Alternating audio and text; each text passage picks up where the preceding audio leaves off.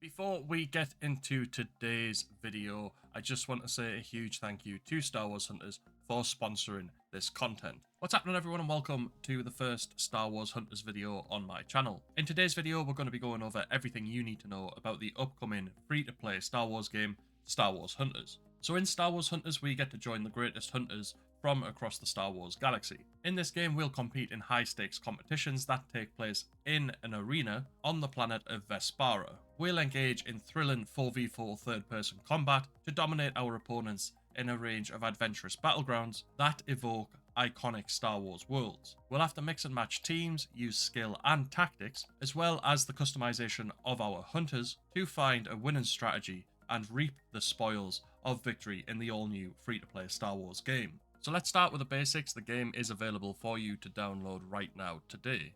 The game will only be launching on Nintendo Switch, iOS and Android, and there is a Nintendo Switch exclusive which you can get, which is available on the Star Wars Hunters website right now. It's called Shift Veteran, and all you have to do is play Star Wars Hunters on Nintendo Switch at launch to unlock the Shift Veteran costume and the Shift Blaster wrap. So what do we know about the planet Vespaara? You can find anything on this planet as long as you're willing to pay for it. Found at the planet's southern pole, perpetually angled away from the sun, this rocky oasis lives in eternal twilight. With every hour considered magic hour, it is the perfect location to put the round-the-clock spectacle that the arena hosts. What's more, there's an amazing year-round aurora effect in the sky that constantly shifts and reforms. And at the arena, there is a hut ship. The centerpiece of the arena complex is a one-of-a-kind custom-built command ship. The spherical emplacement hovers over the arena, covered in advertisements for upcoming products and events.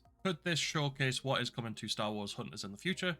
Hopefully so, because that would be quite cool. Inside of Star Wars Hunters, there are maps which are called battlefields. These consist of the Ewok Village, which is based on the forest moon of Endor. This map includes a faithful depiction of an important Ewok cultural site. The battlefield is full of detailed reproductions of authentic looking Ewok dwellings and structures. It's like you're actually there amongst the trees and high-rise platforms where the fall of the Empire started. Then we have the Mos Espa pod race. This battlefield is a wild ride, evoking a recreated vista of Mos Espa, the home of the famous Boonta Eve classic pod race. In this battlefield, the arena owners have diverted their repulsor craft pod races to fly through this Tatooine-inspired map to add chaos. Then we have the Dune Sea Outpost. This arena recreates the abandoned trading outpost on Tatooine, characterized by Mos Eisley architecture. It's now a prime location for smugglers to hide their stolen bounty. Then we have Death Star Crossfire, where players will navigate through the crossfire of these warring factions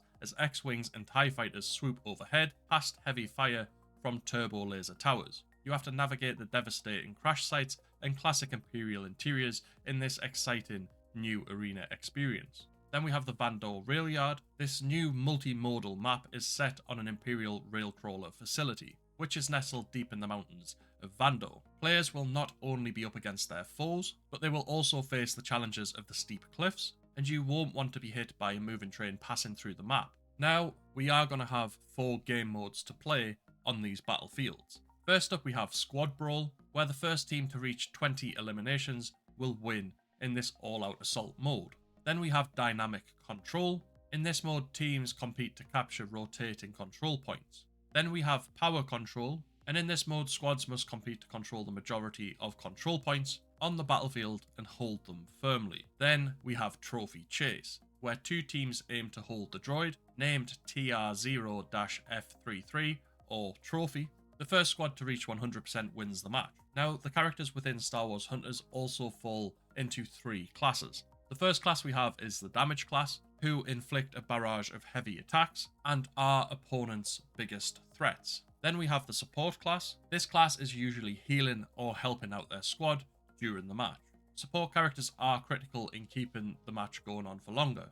Then finally we have the Tank class. Tanks are hard to overpower and always assert their dominance in the arena as they take on their opponents and keep their team from harm. Now we're going to move on to the characters that fall into these 3 classes within the game. Starting off with the Damage class, we have Diago, who is a Miraluka sharpshooter. His weapon is the Slug Thrower rifle. It is slow firing, but it's high damage. It fires physical projectiles that cannot be deflected by lightsabers. Diago has a piercing rounds ultimate ability, in which he loads high density slugs into his rifle, which can pass through multiple enemies, dealing high damage to all of them. He then has a proximity mine ability, where he deploys a mine, which explodes when enemies are within its vicinity, which deals damage and knockback.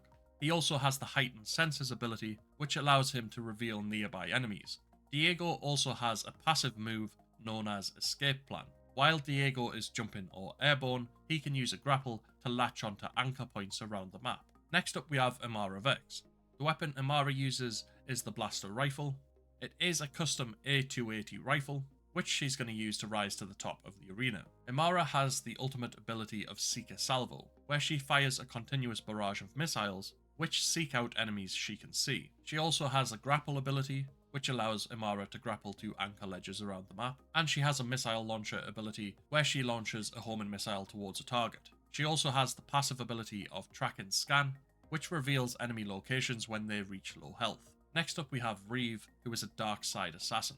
Rieve's weapon is a lightsaber. The origins of her lightsaber are unknown, but rumours swirl around in the arena about where it could have come from. Rieve's ultimate ability is Crushing Will, where she uses the power of the Force to stun enemies around her, pulling them towards her, dealing damage. She also has abilities of Ruthless Pursuit, where she dashes towards an opponent to strike them. She also uses Lightsaber Throw, where she throws her lightsaber forward and pulls it back using the Force. Her final ability is Wild Defense, where she uses her lightsaber to deflect blaster bolts back at her enemies. This also blocks melee attacks and physical projectiles. Her passive ability is Vicious Leap, where she leaps forwards or towards an enemy, dealing damage when she lands. Next we have J-3DI, or Jedi, who is a Jedi droid. Jedi uses a lightsaber as his weapon. Jedi wields his blue lightsaber with the grace and precision of an expert swordsman, laying waste to his enemies beneath the devastating blade. Jedi's ultimate ability is Whirlwind, where he holds his lightsaber out and spins from the waist. This damages all enemies around you. He has the ability of Full Pull, where he fires out his fist to pull a stunned enemy towards him. And he has Deflect and Stance, where he uses his lightsaber to deflect blaster bolts back at his enemies. It also blocks melee attacks and physical projectiles. His passive ability is Spare Parts, so when he takes damage he sheds spare parts, which you can pick up to heal him. Next up we have Utooni, who is a Jawa scavenger. Utooni's weapons are Pulse Blaster and Arc Caster. Utooni's Pulse Blaster will send enemies flying, while the Arc Caster will give them a nasty shock. Utooni's ultimate is Scrap Cannon, where he assembles and pilots the Scrap Cannon, which unleashes a high damaging beam for a short time. They have the Switcheroo ability, where they can switch between the Pulse Blaster and Arc Caster. Then they have Hands Off, which knocks back enemies but also knocks Utooni back. Then Ion Imploder, where they throw an Imploder which pulls enemies towards it. The passive they have is Surprise, where they drop a Sonic Grenade when eliminated. Now onto the tank class characters. First up we have Charr, who is a Trandoshan Trapper.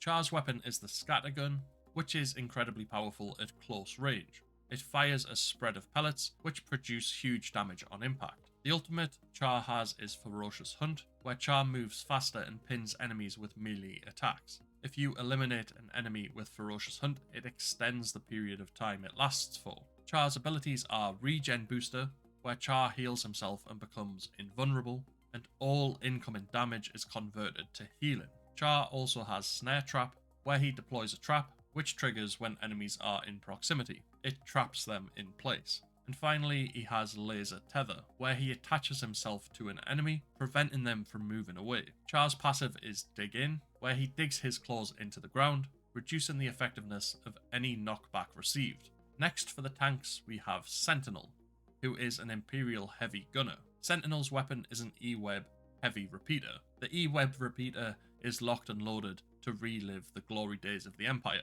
Sentinel's ultimate is Empire's Finest, where he summons 2 stormtroopers to follow him and fire at his enemies. Sentinel's abilities are Combat Shield, where Sentinel deploys a shield on the barrel of his weapon. This can be activated and deactivated, and it improves weapon fire when activated. Then Sentinel has Suppressing Shot, where Sentinel charges up a suppressing shot that knocks enemies down, but consumes weapon heat. Then Barrel Slam, where Sentinel attacks with his weapon, knocking back enemies at close range. Next up we have Grozz, who is a Wookiee juggernaut. Grozz's weapons are improvised clubs. Grozz's KX clubs pack quite the punch. His ultimate ability is Boulder Bash, where Grozz rips up the ground and throws a boulder which bounces around, stunning and damaging enemies. Grozz's abilities are Stampede, where he stampedes towards an enemy and grabs them, Warcry, where Grozz emits a terrifying warcry that restores his health, and Upheaval, where Grozz slams his clubs into the ground, causing a shockwave that launches and slows enemies. Then we have Slingshot, who is a Droideka speedster. Slingshot's weapons are twin blaster cannons. Dizzy has lovingly restored and modified his Droideka.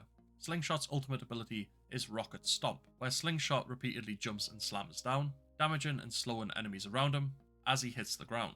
Slingshot's abilities are Trick Shot, where Slingshot charges up and catapults forwards, damaging enemies and knocking them aside. Unstable Shield, where Slingshot surrounds himself with an unstable shield.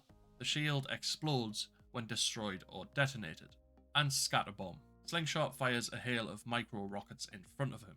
Slingshot's passive ability is Rollout. When unshielded and out of combat, you roll at high speed, knocking enemies back on contact. And finally, our support characters. The first support character is Sprocket, who is a Mon Calamari prodigy. Sprocket's weapons are the blaster remotes. Hunters will have to be fast on their feet to outrun Sprocket's modded blaster remotes. Sprocket's ultimate ability is Ultra Turret. Sprocket assembles a huge turret that attacks enemies, prioritizing enemies that are marked with a targeting drone. Sprocket's abilities are Targeting Drone, where Sprocket releases a targeting drone that reveals an enemy and increases their damage taken.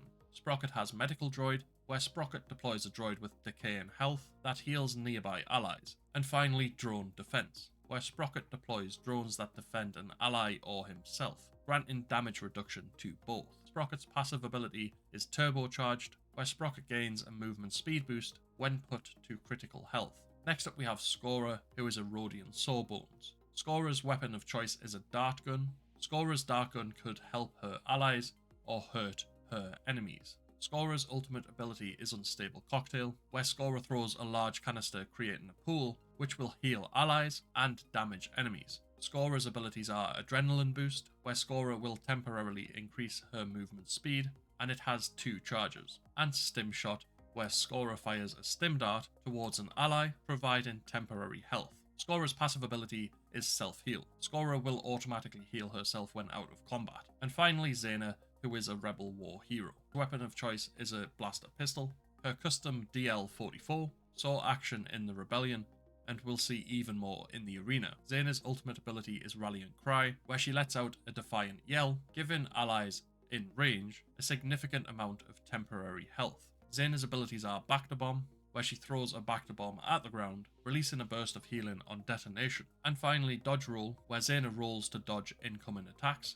and it has 2 charges. Her weapon Overheat also resets when rolling. Zaina's passive ability is Combat Medic, where Zaina gives increased healing to allies with critical health.